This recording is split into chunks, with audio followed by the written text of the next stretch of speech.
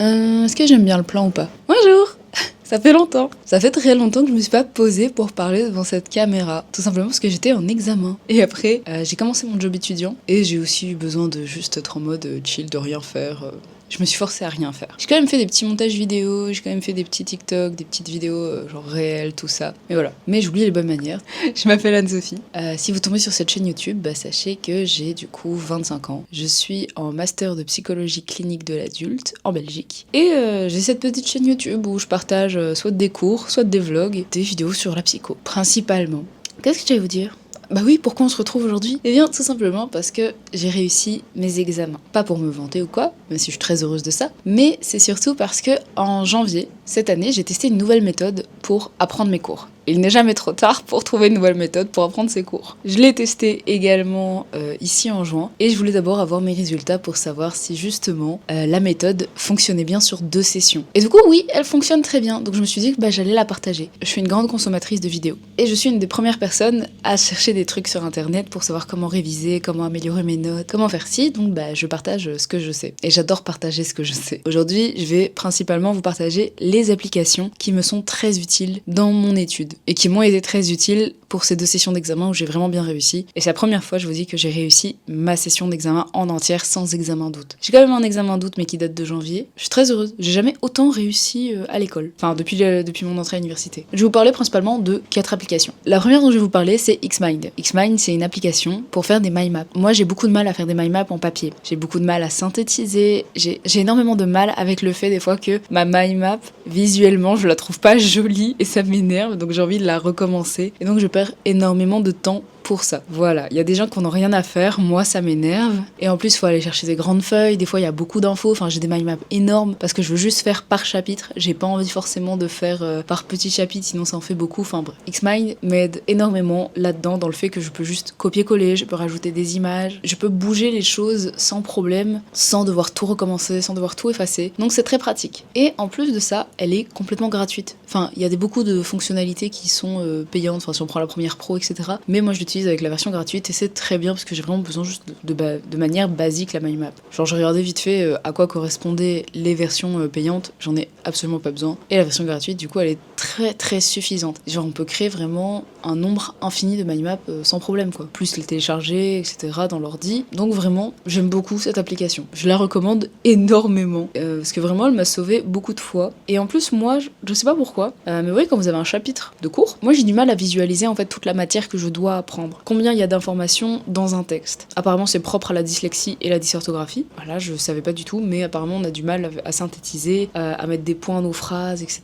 Et le fait de l'avoir en mind map, ça m'aide énormément en fait à pouvoir voir quelle taille fait vraiment mon chapitre. Même si en nombre de pages on peut me dire voilà il y a ça, mais des fois le nombre de pages en fait est pas équivalent à vraiment ce que je dois apprendre. J'ai des pages des fois remplies d'exemples, d'expériences, etc. que je dois pas vraiment connaître par cœur. Et des fois j'ai des tout petits bouts de texte où là c'est vraiment que du par cœur pur parce que ça concerne des caractéristiques, enfin des tas de termes et tout qu'il faut connaître les définitions de psycho. Je sais pas si je m'explique de manière claire parce que je suis quand même assez fatiguée. J'ai toujours pas récupéré depuis la fin de la session, plus avec mon job étudiant là que j'ai enchaîné directement. J'ai du mal un peu à me reposer complètement. Voilà. Et je suis réveillée aujourd'hui depuis, je pense. J'ai fait un 6h40, 8h. Et puis je me suis réveillée vers 10h à nouveau. Enfin, c'est assez bizarre mon sommeil en ce moment. Mais on s'en fout, on n'est pas là pour ça. Une autre application qui m'aide énormément, c'est Notebook LM. Notebook LM, je l'ai découvert du coup à la session de janvier. J'étais tombée sur des TikTok qui en parlaient vite fait, mais j'y étais pas prêté attention. C'est une amie après qui m'en a parlé, qu'elle avait testé et ça. Et depuis, je suis devenue fan du principe de Notebook LM. Tout simplement parce que ça fait des podcasts de révision. Et moi, j'adore ça. Mais il y a d'autres fonctionnalités en fait qui sont super pratiques. Donc déjà, en plus qu'on peut juste donner des synthèses. On peut même donner des mind maps. Les mind maps que je fais sur Xmind, en fait en PDF, je les donne après à Notebook LM. Et Notebook LM me fait un podcast via ma mind map. Et du coup, il a vraiment tous les points en détail. Parce que du coup, je fais des mind maps super détaillées pour Notebook LM. Et donc, il me fait des podcasts quand même assez détaillés et qui peuvent reprendre toute ma matière. Et ce qui est super cool, c'est que en janvier, autant ils avaient pas encore mis vraiment la version française. Donc, il fallait préciser que c'était un épisode spécial et tout. Et donc, c'est pour ça que l'épisode était en français. Et donc, c'était avec des accents québécois et des fois, il y avait des mots anglais qui revenaient. Là, en juin, j'ai remarqué que l'IA, elle comprenait directement que ma synthèse était tout en français, donc elle me mettait directement le podcast en anglais. Je sais qu'ils sont encore occupés de développer des fonctionnalités, donc ça devrait encore s'améliorer, ce qui est super cool. Mais en plus de ça, notre Book LM, ce qu'elle permet, c'est de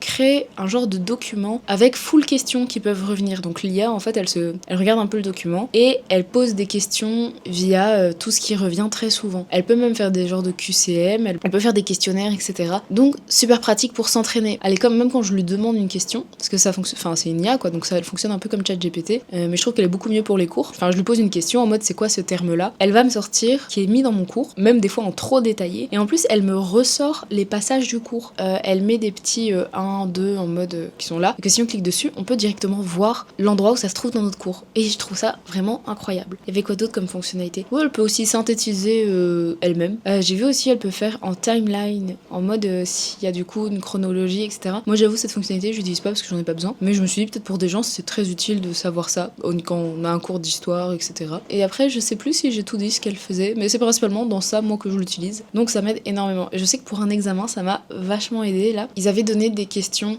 sans y répondre parce qu'en fait fallait aller au cours pour justement assister au dernier cours où ils ont répondu à ces questions, mais du coup c'était pas remis dans les PowerPoint et j'y suis pas allée. Voilà, ça arrive, j'y suis pas allée. Mais donc j'ai demandé à notre Book LM de me faire une réponse par rapport à la question qui était formulée. Alors ça m'a fait une formulation super détaillée honnêtement, genre c'était même trop détaillé pour mon cours, mais ça m'a permis de comprendre en fait qu'est-ce qui était attendu. Et en plus j'ai pu prendre cette feuille avec moi à l'examen parce que c'était cours ouvert donc on pouvait prendre tout ce qu'on voulait donc c'était en format papier, et ça m'a vraiment aidé à formuler ma réponse de manière très synthétique avec du vocabulaire enrichi, etc. qui était dans mon cours. Parce que justement un des points que moi j'ai beaucoup de mal avec, je pense même pas que ma phrase là est française, c'est justement tout ce qui est grammaire, formulation de phrases, faire quelque chose de correct et de synthétique avec un langage qui est plus universitaire. Il y a des fois j'y arrive tout seul, mais il suffit que je sois fatiguée et je sais plus, et du coup je parle très fort en langage familier, je ne sais plus formuler mes phrases, j'oublie des mots, donc ça m'a vraiment aidé de pouvoir faire ça, et même pour réviser tout ça c'était super cool, parce que des fois il y avait des anciennes questions d'examen que les gens avaient remis sur notre groupe Facebook des années précédentes, parce que c'est tout ce qui se souvenait en sortant de l'examen, et donc j'étais juste en mode, pour un autre cours, pas le même, en mode qu'est-ce que tu peux me dire sur ce sujet-là. Et donc l'IA du coup de notre Book LM m'a sorti tout ce qu'elle avait compris elle par rapport à mon cours, donc vraiment super pratique. Après c'est toujours, j'ai quand même travaillé mon cours, j'ai quand même fait des trucs avant de passer à cette étape-là, mais je trouve que c'est super cool pour une autre compréhension, pour travailler, ou comme moi quand on a beaucoup de mal à synthétiser, à faire soi-même des mind maps, à pouvoir demander des questions d'examen blanc pour s'entraîner, pour savoir répondre, pour voir ce qui est attendu. Donc c'est super cool, vraiment c'est ma préférée de tous. Et voilà. Après on a bien sûr le basique de maintenant, parce qu'il l'était pas avant, mais c'est ChatGPT. Moi j'avais la version premium pendant un moment parce que j'ai testé la période gratuite, et après en fait j'ai kiffé parce que ça m'a beaucoup aidé pour beaucoup de choses. Ça m'aide un peu pour résumer des cours, résumer des articles scientifiques. Notre Book LM le fait aussi, hein, mais ChatGPT je l'ai beaucoup utilisé pour ça, dans le sens que des fois je devais vraiment travailler et j'utilisais un peu comme un assistant. C'est pas vraiment pour réviser, mais ça a été plus pour mes travaux. Tout ce qui était travaux de groupe, travaux individuels, etc. Par exemple, quand j'avais beaucoup d'articles scientifiques à lire, je lui donnais mes articles scientifiques et je lui disais des consignes claires en mode est-ce que tu peux me faire un résumé de cet article, car j'ai pas le temps de le lire, je suis assez fatiguée donc j'ai besoin que ce soit vraiment avec des mots que je puisse comprendre. Je sais plus ce que je lui avais dit d'autre, et que ça puisse être compréhensible à quelqu'un qui n'a pas lu l'étude, parce que des fois les articles scientifiques que j'avais ils faisaient 34 pages à 40 pages et je me suis pas pris à l'avance pour les lire pour les examens. Du coup il m'a vraiment aidé à faire ça, plus ne serait-ce que pour la rédaction. Des fois je cherche des synonymes, je cherche comment mieux formuler ma phrase et je lui demande directement est-ce que t'as une idée de comment je pourrais formuler ça. Je sais que ChatGPT niveau écologie c'est pas le plus ouf, c'est vraiment pas le plus ouf, mais j'avoue que il m'est très utile dans mes études et je ne pense pas que je vais l'utiliser après mes études. Alors j'ai pas ce réflexe là d'aller lui demander des choses random, j'utilise vraiment pour travailler mes cours, pour m'aider dans tout ce que je vous ai dit déjà avant. Voilà, il y a même en janvier, je sais qu'à un moment donné je lui ai donné un exemple de QCM que la prof nous avait donné, et je lui ai demandé de me faire une tonne de QCM dans le même sens que ce que la prof avait fait par rapport seulement à ma synthèse. Et le plus fou là-dedans, c'est que je suis sûre, j'avais vraiment ce sentiment-là en janvier, c'est que il y a des questions du coup de QCM que j'avais fait avec ChatGPT qui sont ressorties à l'examen, et j'étais là en mode c'est fou. Donc du coup quand j'ai remarqué ça, je me suis dit que soit l'IA elle est tellement douée qu'elle a réussi à deviner comment la prof fonctionnait via seulement les questions que la prof avait déjà formulées, nous avait donné, ou la prof a aussi fait son questionnaire d'examen avec l'aide de ChatGPT. Les deux sont probables, hein, mais en tout cas ça m'a vraiment bien aidé parce que moi j'ai beaucoup de mal du coup des fois à passer de ce que j'apprends à une question d'examen. J'ai beaucoup de mal à passer de l'un à l'autre quelquefois en fonction des matières. Et donc là, le fait de pouvoir m'entraîner avec des examens blancs, même s'ils sont faits par ChatGPT, ça m'aide à revoir. Parce qu'en plus, ce que je fais quand j'ai un questionnaire d'examen, c'est pas juste je réponds et puis je passe à autre chose. C'est souvent en fait, j'essaye de voir pourquoi c'est telle réponse, pourquoi c'est pas telle réponse. Je vais chercher dans mon cours, je note l'explication. Et même à ChatGPT, du coup, je pouvais lui demander pourquoi c'est telle réponse. Explique-moi plus en détail cette réponse-là. Après, NotebookLM le fait également. Donc les deux sont là pour ça. Mais j'avoue que j'ai utilisé NotebookLM plus cette session-ci en juin. C'est pas fini ? Bon, j'espère que vous m'entendez. Je vais essayer de parler peut-être plus fort dans le micro. Mais du coup, j'ai beaucoup plus utilisé NotebookLM cette session-ci. Et en janvier, j'ai beaucoup plus utilisé ChatGPT. Dans les deux cas, j'ai fait des trucs super cool avec, qui m'ont vraiment aidé pour ma matière. Ou pour un autre examen, qui du coup était un travail à rendre en groupe, c'était pas vraiment un examen. Du coup, on devait trouver une problématique des couples contemporains, une problématique qu'un couple contemporain pouvait du coup vivre. Mon ami et moi, on a choisi de travailler sur les couples interculturels et interreligieux. Mais ce qui s'est passé au départ, c'est qu'en fait, on savait pas quoi travailler. On avait la flemme de chercher un sujet, parce qu'on était en mode, qu'est-ce qui nous intéresse réellement, sur quoi travailler, et en fait, c'est quoi les problèmes des couples contemporains à l'heure actuelle ? Quels problèmes ont les couples contemporains qu'ils n'avaient pas auparavant ? Voilà. Et on pouvait pas prendre des sujets qui avaient déjà été abordés dans notre cours. Il fallait qu'on cherche de nous-mêmes. Et donc c'était super vaste. On peut pas juste taper sur Google problème contemporain. Enfin voilà, il y a même une IA maintenant sur Google. On a demandé juste à ChatGPT, on lui a donné notre consigne d'examen en lui demandant de nous suggérer des problèmes que vivent les couples contemporains et qui étaient assez documentés dans des articles scientifiques. Parce qu'on avait la flemme aussi de choisir un sujet, de galérer à trouver des articles scientifiques. Voilà, c'était la fin de l'année, on avait beaucoup de boulot. On lui a demandé de nous soumettre une liste de sujets. On a choisi ce sujet-là. Du coup, ça a été super cool qu'à partir de ce sujet-là, il nous a aidé pour aussi rechercher des articles scientifiques qui étaient accessibles et gratuits qu'on a pu consulter. Même si depuis le Wi-Fi de l'université, il y a quand même beaucoup plus d'articles qui sont ouverts parce qu'on est sur le réseau universitaire que quand, par exemple, on est chez nous avec notre Wi-Fi. Voilà. Après, quand on a choisi nos articles scientifiques, etc., on lui a demandé également de nous créer un faux couple parce qu'il nous fallait un faux couple pour justement notre devoir, pour le prendre en exemple. Donc on lui a demandé de créer un faux couple fictif par rapport à notre situation, quel axe de recherche on pouvait avancer, enfin bref, on lui a posé beaucoup de questions pour la mise en place de notre travail et c'était super cool. Par rapport à ce couple fictif, c'est moi qui me suis chargée de cette partie-là. En fait, je lui ai posé énormément de questions en mode, il faut que tu me leur donnes un prénom, leur âge, c'est quoi leur passé, comment ils se sont mis ensemble, etc. De quelle origine ils sont, comment ils vivent actuellement, c'est quoi leur métier, est-ce qu'ils ont des projets d'avoir des enfants ou pas, est-ce qu'ils sont mariés, etc. Même les rapports avec leur famille, parce que du coup, ChatGPT nous a sorti le très basique en mode un homme du coup belge et une femme belge-marocaine. Quand on dit belgo-marocaine, belge-marocaine, enfin je sais pas trop comment on dit les deux, mais enfin bref. Et donc il y avait tout ce truc où en mode dans notre situation fictive, ChatGPT avait dit qu'ils étaient ensemble depuis autant de temps, qu'ils vivaient ensemble, mais les deux travaillaient déjà et le projet du mariage était en cours. Le problème est que par exemple sur de la famille du garçon, la mère râlait parce que elle savait pas quoi faire comme nourriture à manger, parce que pour elle, dès qu'elle entendait halal, elle paniquait. Et du côté de la femme, elle était très religieuse. Et donc pour elle, il y avait les moments comme le ramadan, l'Aïd, et je sais plus quel... Il y avait un troisième truc, j'ai oublié c'est quoi. Mais enfin bref, du coup, ChatGPT nous parle un peu de leur vie fictive, et c'est du coup super pratique pour travailler. Donc on a pu créer un faux couple comme ça, sans pour autant être influencé nous-mêmes de base par ce qu'on voulait y mettre et par un truc de facilité. En mode, on aurait pu dire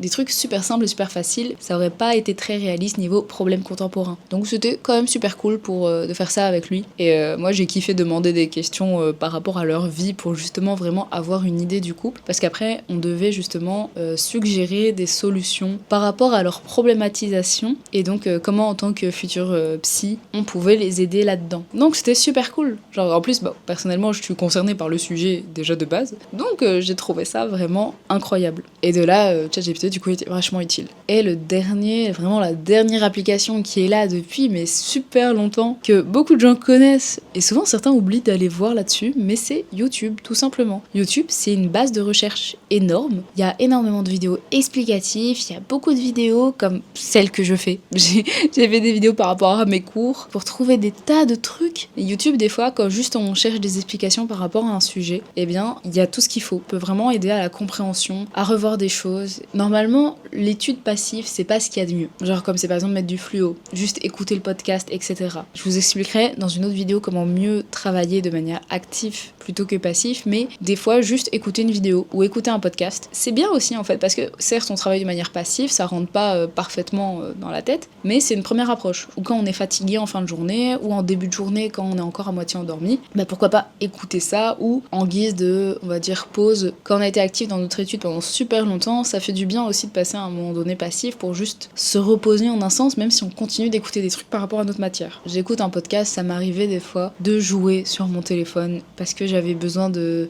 faire autre chose, parce que mes sujets des fois sont très lourds à étudier. J'ai tenu un petit vlog pendant mes examens où je vous parle justement de ça, que c'était très lourd à étudier des fois les sujets. Donc le fait de juste écouter le podcast, même si c'était aussi dur à étudier, ou de trouver des vidéos YouTube qui expliquaient ça, eh bien ça me permettait un peu d'alléger la chose juste en jouant à des jeux. Mais c'est pas des jeux qui demandent une énorme concentration, c'est vraiment comme colorier des cases sur sa feuille quadrillée. Genre c'est faire ce genre de choses pour justement, je sais pas comment on appelle ça, genre c'est des trucs mécaniques, genre t'en as qui font des tas de dessins sur leur feuille, des tas de lignes droites, juste pour rester concentré et faire quelque chose. Et voilà. Ouais, c'est tout ce que j'avais à dire sur tout ça. Partager mes applications qui sont indispensables dans mon étude personnelle. Après, il y en a plein d'autres. Moi, avant, j'utilisais Quizlet aussi, mais après, Quizlet est passé en mode payant. Genre, il y avait beaucoup de choses qui sont devenues payantes, alors qu'au départ, il y a plein de choses gratuites, et du coup, j'ai moins kiffé. Mais je vous en parlerai dans une autre vidéo où je vous parle beaucoup plus en détail de tout ce que je fais pour bien réviser. Là, c'était vraiment juste une vidéo tournée sur mes applications indispensables pour les examens. Et voilà, moi je vous dis à la prochaine. J'ai déjà préparé des petites vidéos là qui vont arriver petit à petit, dont un vlog, plusieurs vlogs en fait, de quand j'étais à Majorque. Et en plus je l'ai fait un peu en mode,